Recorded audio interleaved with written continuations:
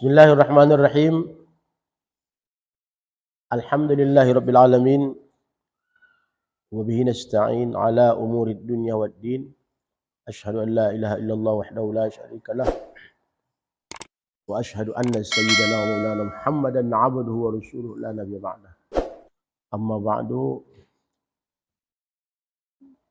termasuk sesuatu yang penting untuk dijaga dan dipelihara oleh orang-orang mukmin adalah salat duha.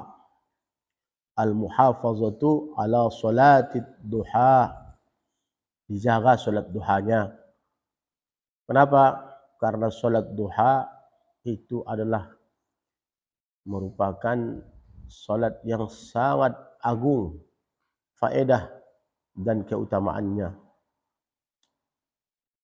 Bukan hanya sekedar di dunia saja, bahkan sampai di akhirat kelak itu salat duha akan membawa faedah kepada orang yang senantiasa melanggengkan atau istiqamah dalam melakukannya. Ada satu riwayat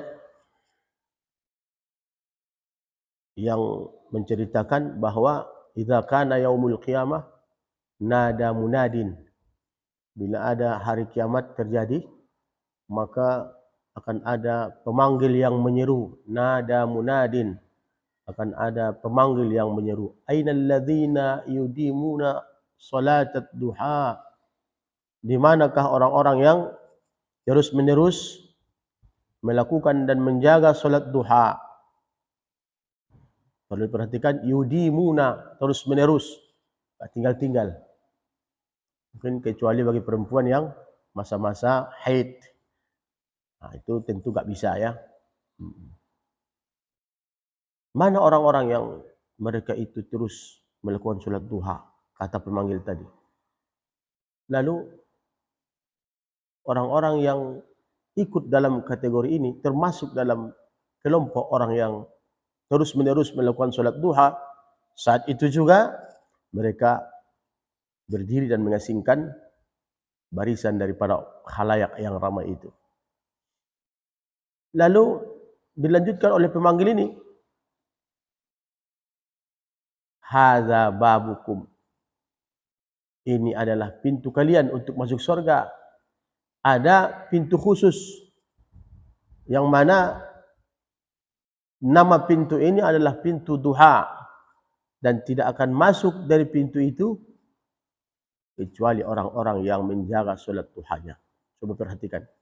Itu adalah fungsi dan keistimewaan orang-orang yang melakukan salat duha secara terus-menerus sampai di hari kiamat. Sedapat mungkin bisa 2 ya 2. Ada kesempatan yang luang tambah jadi 4. Dan sebanyak-banyak rakaat salat duha ini adalah 12 rakaat. Namun yang paling afdal adalah 8 rakaat. 8 rakaat. Adapun di dunia salat duha ini adalah merupakan salah satu yang sangat mujarrab untuk menarik rezeki yang luang, keluasan rezeki yang lapang. Ini termasuk salah satu cara meminta kepada Allah agar rezeki dipermudah oleh Allah Subhanahu wa taala. Itu bisa kita lihat dan bisa kita perhatikan dalam lafaz doa daripada salat duha yang disusun oleh para ulama kita. Allahumma inna duha'uka sampai habis itu. Ya. Jadi sangat mengherankan sekali, sangat aneh sekali ada orang berangkat ke sawah, berangkat ke ladang, berangkat ke kantor. Lalu ketika ditanya, Anda ke sawah, ke kantor, ke kebun, ke ladang, itu tujuannya apa? Pastinya dia jawab, saya ke sana untuk cari rezeki. Cari rezeki. Sementara duha yang mempermudah rezeki, itu dia tinggal. Dia pergi mencari rezeki, sementara yang mempermudah rezeki, dia lepas. Aneh. Oleh karena itu sepatutnya bagi orang-orang mukmin dia jaga ini. Adapun waktu salat sunat duha ini berawal dengan terbitnya matahari ditambah sekitar 16 menit sesudah terbit matahari itu. Karena para ulama mengatakan masuknya waktu duha itu qadrul rumhi, naiknya matahari seukuran tombak. Seukuran tombak itu ditetapkan adalah 4 derajat. 4 derajat dalam perjalanan matahari. Dan setiap 1 derajat itu ditempuh oleh matahari selama 4 menit. Selama 4 menit. Berarti 4 derajat dikali 4 menit. Sehingga dapatlah hasil jumlahnya adalah sebanyak 16 menit.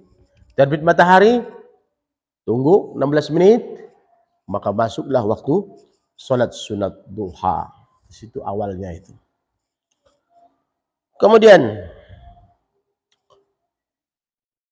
waktunya yang paling afdal adalah ketika kalau di daerah Timur Tengah atau di daerah Arab, hina yurmidul fisal, ketika anak unta mulai kepanasan. Artinya mulai menyengatlah matahari itu, sehingga Imam Al-Haddad mengatakan waktuha al-afdal an tusalla inda mudhi qaribin min rub'in nahar, bahwa kau lakukan itu salat duha dengan berlalunya hampir seperempat siang. Seperempat daripada siang, itulah waktu yang paling afdal. Mulai menyengatlah matahari itu. Kemudian ada yang paling istimewa dari salat sunat duha ini sesuai dengan apa yang diberitakan oleh Rasul sallallahu alaihi wasallam kepada kita. Beliau bersabda, kullu sulama min ahadikum sadaqatun. Setiap persendian salah seorang kalian itu harus disedekahi, menuntut untuk disedekahi. Persendian yang ada pada diri kita. Tentu ketika ia menuntut untuk disedekahi harus dipenuhi. Lalu bagaimana kita akan memenuhinya? Jumlah daripada persendian itu saja kita tidak tahu, kita tidak mengerti. Nah, oleh karena itu para ulama menjelaskan bahwa jumlah persendian itu ada pembahasan dalam kalam ulama kita. Karena kalau kita yang menghitung mungkin kita tidak bisa. Kita bisa menghitung berapa persendianmu. Karena pada tulang rusukmu itu persendian berapa di sana kan? Di jari-jari, di siku, semua. Tapi yang jelas ikut apa yang dikatakan oleh ulama, mereka mengatakan bahwa jumlah persendian itu dalam kitab Nasaidiniyah dikatakan seperti itu, dan di dalam kitab Jawahirul Uluyah juga dikatakan seperti itu. Jumlah persendian yang dimiliki oleh manusia adalah sebanyak 360 sendi. Ya, nggak perlu dihitung sendiri. Kau nggak mampu ya, mampu. Sejumlah banyaknya hari atau sama jumlahnya dengan banyaknya hari dalam 1 tahun. Maka itulah yang setiap pagi menuntut untuk disedekahi. Coba bayangkan berapa kali kau bersedekah dalam 1 hari itu. Berarti kita kalau begitu kehutangan terus kan? Kurang sedekah berarti. Namun walaupun demikian ada juga kabar baiknya. Yang dimaksud sedekah di sini bukan harus ngasih uang kepada orang, bukan. Harus ngasih makan, enggak harus seperti itu. Tapi Rasul mengatakan kullu tasbihatin shadaqatun, dan setiap tasbih sedekah. Ya. Wa kullu tahmidatin shadaqatun, setiap tahmid ucapan alhamdulillah sedekah juga. Kullu tahlilatin shadaqatun, dan setiap tahlil ucapan la ilaha illallah itu juga sedekah. Makanya bagus sekali orang yang mengamalkan wirdul latif ketika di awal pagi, dia sudah mencakup itu. Apa yang kau baca ketika membaca wirdul latif itu? Yang kau baca, subhanallah, ada nama khalaqafis sama, subhanallah, ada nama khalaqafil ard, subhanallah, ada nama baina zalik, subhanallah. Itu sedekah. Sedekah. Masya Allah. Semoga Allah Subhanahu Wa Taala meridai ulama-ulama kita khusus Al-Qutb Al-Irsyad Al-Habib Abdullah bin Ali Al-Haddad yang telah menyusun sedemikian rupa sehingga kita umat muslim cukup untuk mengikutinya saja. Tak perlu susah-susah cari-cari daripada kitab-kitab yang luas panjang lebar, langsung diamalkan saja. Dan itu subhanallah sudah tak terhitung. Alhamdulillah, begitu juga ada nama khalaqis sama, ada nama khalaqis ard. Alhamdulillah sebanyak yang dicipta di langit. Alhamdulillah sebanyak yang dicipta di bumi. Alhamdulillah sebanyak apa yang dicipta di antara keduanya, dan alhamdulillah sebanyak apa yang akan dicipta oleh Allah Subhanahu Wa Taala. Itu sudah tak terhitung. Yang jelas tuntutan itu tadi adalah sebanyak 360 sedekah. Oleh karena itu jangan ditinggalkan wirdul latif ya oleh kita yang talibul ilm. Kenapa? Rugi. Apa bedanya kau dengan orang yang tak talibul ilm, yang tak menuntut ilmu, kalau kau meninggalkan wirdul latif? Dah. Kemudian Rasulullah sallallahu alaihi wasallam bersabda dalam hadis yang lain yang berkenaan tentang solat dengan solat duha. Man hafaza ala syuf'atid duha kufirat lahu dzunubuhu walau kanat misla zabadil bahri. Orang yang menjaga 2 rakaat solat dua syuf'ah. Syuf'ah itu genap 2 rakaat. Ya, ditafsirkan oleh Imam Haddad wasyuf'atu rakaatani. Yang dimaksud dengan syuf'ah 2 rakaat. Yang menjaga 2 rakaat solat sunat duha, menjaga maksudnya memelihara terus, ya. Bukan ketika sempat dilakukan, ya berjalan begitu sajalah. Kalau enggak sempat ya enggak perlu. Bukan seperti itu. Justru ini dijaga benar, ya, dijaga benar. Siapa orang yang menjaga 2 rakaat solat sunat duha, maka akan diampuni oleh Allah dosa-dosanya walaupun sebanyak buih di lautan. Walaupun sebanyak buih di lautan. Masya Allah. Kemudian solat sunat duha ini sebagian ulama mengatakannya dengan solat sunat awwabin. Nah, berbicara dengan solat sunat awwabin, maka di situ ada 2 pendapat. Ada yang mengatakan solat sunat awwabin ini adalah solat sunat antara maghrib dan isya, dilakukan 6 rakaat dan paling banyaknya 20 rakaat seperti amalnya Al-Imamul Haddad ketika beliau masih muda, 20 rakaat setiap antara maghrib dan isya, awwabin. Ada juga yang mengatakan bahwa solat sunat awwabin ini adalah solat sunat duha. Atas alasan apa kedua solat ini dikatakan dengan solat sunat awwabin? Ya, kita lihat dari arti atau bahasa awwab, itu berasal daripada isim fa'il daripada aba ya'ubu, kembali. Awwabin, raja' ilallah, orang yang sering kembali kepada Allah. Maka kebanyakan manusia di waktu yang dua ini, waktu duha dan waktu antara maghrib dan isya, itu kebanyakan manusia lalai.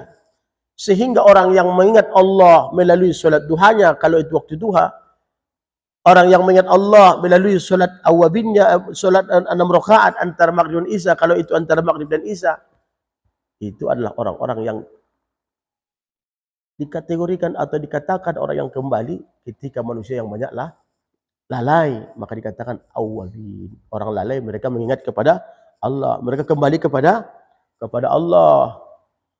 Hati-hati, ya. Jadi sedapat mungkin kita hidupkan antara maghrib dan isya, dan solat dua itu dijaga.